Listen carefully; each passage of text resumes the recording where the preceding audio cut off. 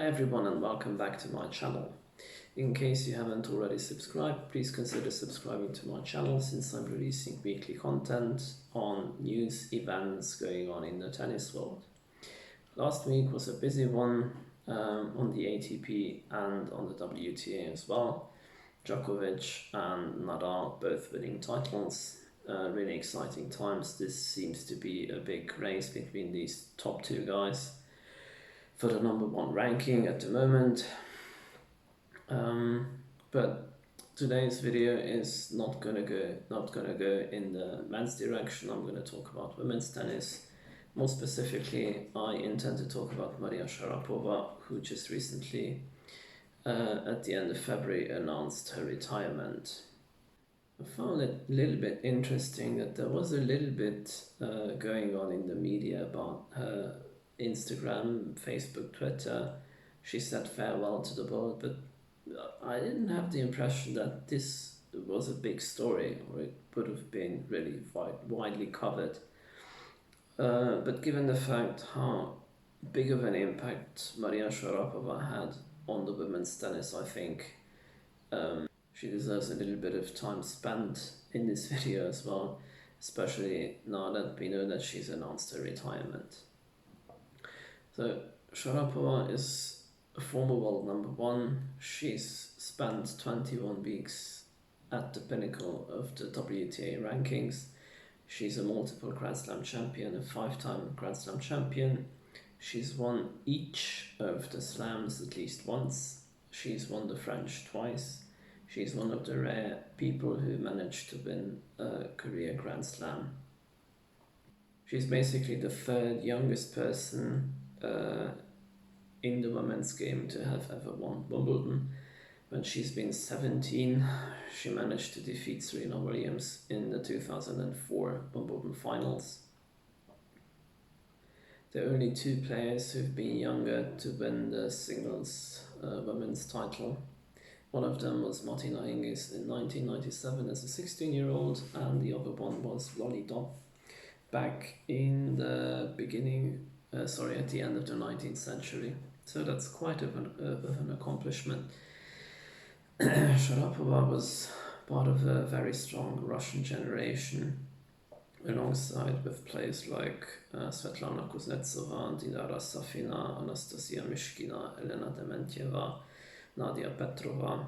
So all these girls have had wonderful performances. All of them have been in the top 10 at least. Kuznetsova herself also 2-time Grand Slam champion. Dinara Safina also former world number one.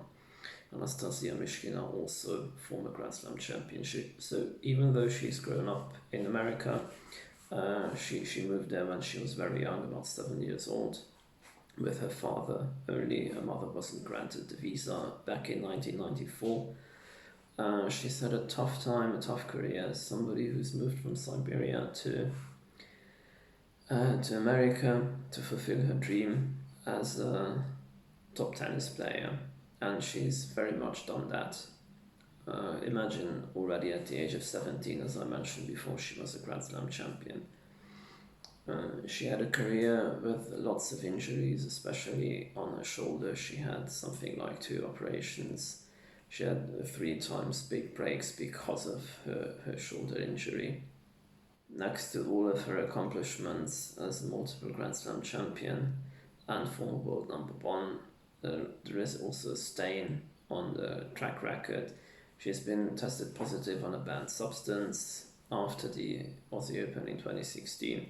She's admitted publicly that she's taken a substance which has been banned at the beginning of January 2016.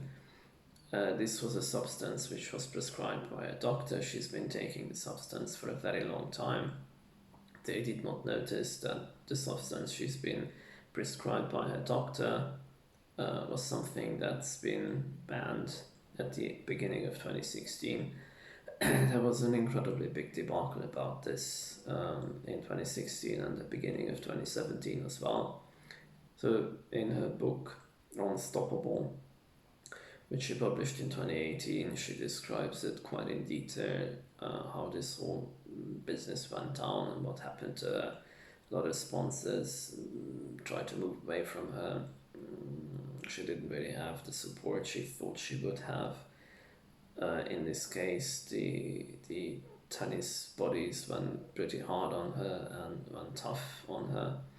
Ultimately, she's gotten a verdict by appeal after appeal, which was relatively fair. I mean, they definitely should have checked the list and noticed that that substance is prohibited, and she shouldn't have taken it anymore. That's for sure. But on the other hand, this is somehow an understandable mistake, at least from my point of view, since she had been taking that drug for many, many years prior, which was described by a doctor. So, to me, this is a really clear case of the fact that it was not a malicious act in the sense that wanting to enhance the performance in a legal way. This is not like you take performance enhancement drugs just because you definitely want to cheat the system, so to say, and you want to get ahead and you want to advance your career by cheating. So to me, at least, after reading all what's been going on in the media, reading her book, that's the conclusion I drew. I found it a little bit unfair, the treatment she's gotten, but I suppose it's a little bit understandable because she was one of the highest paid people ever in tennis, in women's tennis especially, and it really looks bad that all the endorsements and all the performances you get it because you've cheated. So many people were left with this feeling, and that somehow left a stain on her career. And after the ban expired and she came back, she played a few more tournaments, a few more matches. She was plagued a lot by injuries, and I think every time she's had the problems in the past with the shoulder injury, she managed to have a successful comeback. She's won even Grand Slams after big problems with her shoulder, big injuries. Even the comebacks were difficult, but she's made it. She's gone back to the top 5 in the world many times. But this time, I don't know what it was. Maybe it was age, maybe it was part of the injuries, maybe it was a little bit of a lack of motivation. She didn't really feel like wanting to compete as strong as she did before. Or maybe she did, but she just couldn't do it. I'm not sure what the reason was anymore, but this retirement is somehow a little bit unexpected, considering how big of a competitor and how of a big fighter she was. I would have expected that she would still go on and carry on and play on, at least in the French Open or Wimbledon, and she would make an exit at Wimbledon or something similar like Caroline Wozniacki did at the beginning of the year. She did announce that she's going to retire at that tournament, and somehow she prepared her own farewell quite well, which I think managed her. It helped her coping with the whole situation of retirement, because I think in any sport, but in tennis in particular, normally most players retire around 30 or 30 plus. The fact that we have at the men's game, for instance, Federer at 38, undergoing surgery right now and planning to be back at Wimbledon, that's incredibly rare.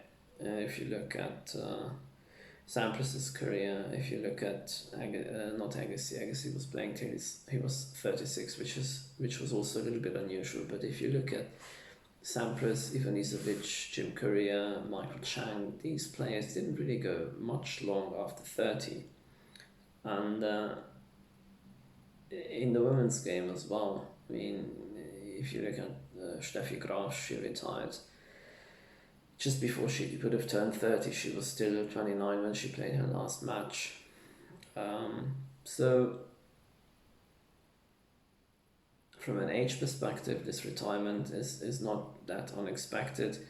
I'm just feeling a little bit bad for her, even though I'm sure she will be fine, and she was somebody who's been involved in many different topics in the past few years. She's the person who's probably going to keep busy, and she won't have a lot of problems adjusting, but still, to me, she was such a big and great figure in the women's game. I would have wished for her to have a better farewell.